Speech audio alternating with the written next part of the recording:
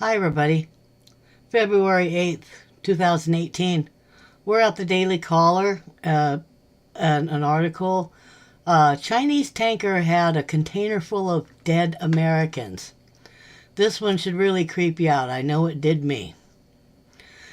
Exporting companies are using Chinese ships, planes, and trucks to transport dead Americans across the world for research purposes, according to a Thursday report from Reuters.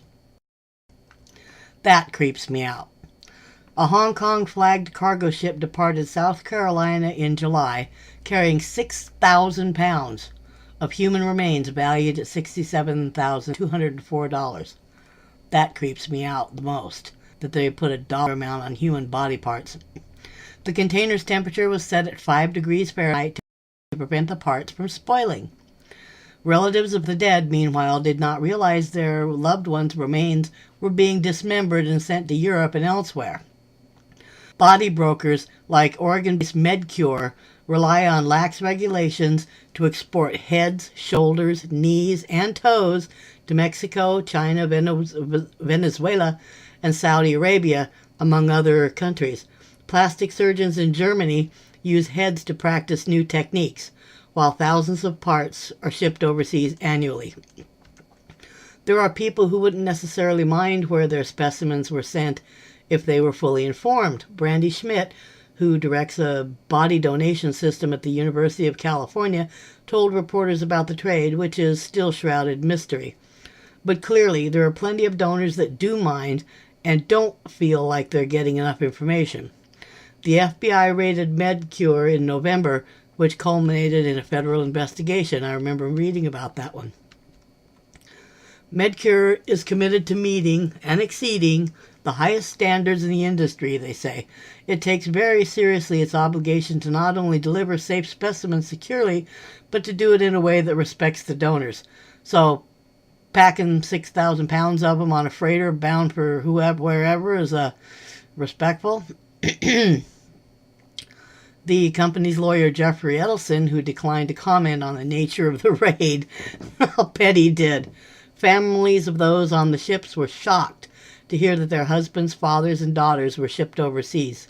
Marie Gallegos, whose husband's head was shipped to a dental school in Israel months after he died of a heart attack, told reporters that she should have read the fine print of the forms she signed allowing his parts to be donated for science and research.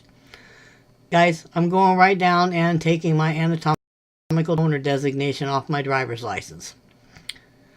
Anyway, it goes on here. Had I known my husband's head was over there, I would have waited to have the ceremony, she said. If they really wanted my husband's body for these purposes, they should have told me up front and verbally. Regulators were also concerned the parts might be infected with HIV or some other highly infectious disease. There is a disconnect between what the industry and government believe is dangerous. Yeah, boy howdy. Matthew Zahn, chairman of the Public Health Committee for the Infectious Disease Society of America, told reporters, it's a situation where we don't have a huge amount of regulation or clarity as to what the risks are, Zahn said. It feels like one of those cracks in the system where a practice has developed and the risk factors and oversight have not fully matured. Current regulations cover body parts intended for transplants, such as hearts and livers, which has allowed some unsavory elements of the industry to bubble up to the top. What, you mean like the global elites bidding on hearts and kidneys and livers and stuff that they need and taking away from other people that might have been next in line? Or the ones that are sauteing them up and serving them at some of their satanic parties? FBI investigators raided the warehouse of another so-called body broker last year and found a grisly discovery. Court papers reveal the building, owned and operated by businessman Arthur Rathburn, was littered with dead flies, dog bowls, and human remains frozen together in huge chunks. Oh, that's a visual I could have done without. Something out of Hellraiser or something. Rathburn's business, International Biological Inc., they actually named it, became a target after routine border stops had found he was ferrying human heads to Mexico on the way to forlorn parts of the globe, court records show. The jury ultimately found Rathburn guilty of fraud for supplying his customers with body parts infected with HIV and hepatitis. Oh, wow. That's all they could do? The fraud scheme orchestrated by IBI shocked even the most experienced of our investigative team. FBI Special Agent in Charge David Gelios told reporters donors were victimized as IBI intentionally and recklessly marketed and transported contaminated human remains. Personal greed over decency, he said in a statement after the verdict. Yeah, personal greed over decency. That's what we have.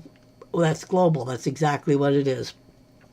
I just thought you guys might like to be creeped out with me with this article. So, y'all have a happy day.